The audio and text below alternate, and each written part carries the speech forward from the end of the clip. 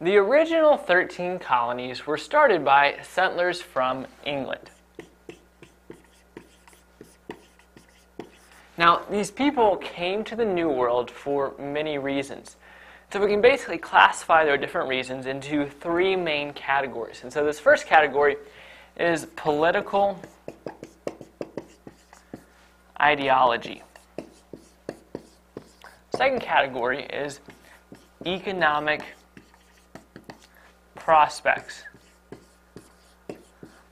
And a third category is social change. So there were many reasons people could come to the New World, but we're going to look at a few of the main ones. So with political ideology, this is basically your idea of how politics or government should run. Basically, what is the role of government? And so people wanted to be under a different political ideology, and so they hoped to have a new society here in the New World, different than the one in England, and maybe even a new government. And so kind of the idea here is that you come to the New World, and so you're no longer really under the reign of England. But what ended up happening is, even though they were in the New World, they were still under the reign of England, and they still had to pay taxes. And what happened is that England began to impose more and more taxes on the settlers. And the settlers in the New World weren't able to vote, and so they didn't have representation in British Parliament. So that's where the phrase taxation without representation came from. And so even though they came to the New World hoping for a new society, they ended up having to pay a lot of taxes to England and becoming very disgruntled with the English government. Now, of course, after the U.S. signed the Declaration of Independence and declared their freedom from England, they no longer had to pay those taxes.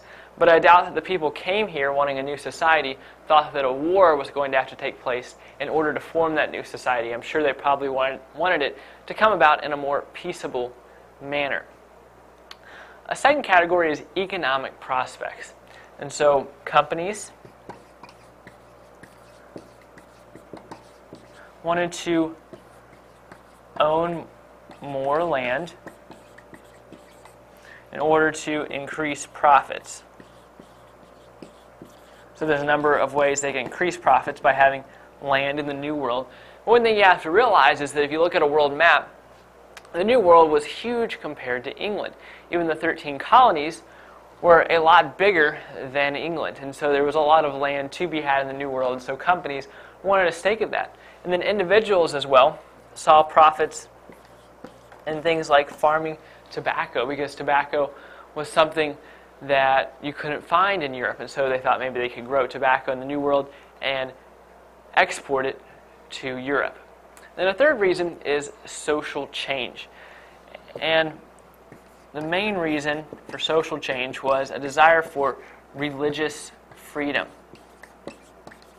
Some people wanted to worship in their own way and not have to be told how to worship by the English government, so they headed to the New World. And so this was a really big reason, as well as these other reasons, and there's probably smaller reasons I didn't touch on here of why people wanted to come to the New World, maybe just for a sense of adventure. But these are all basically the main reasons people came to the New World. And so if you're trying to really sum up why the New World was founded, you could sum it up with these main points.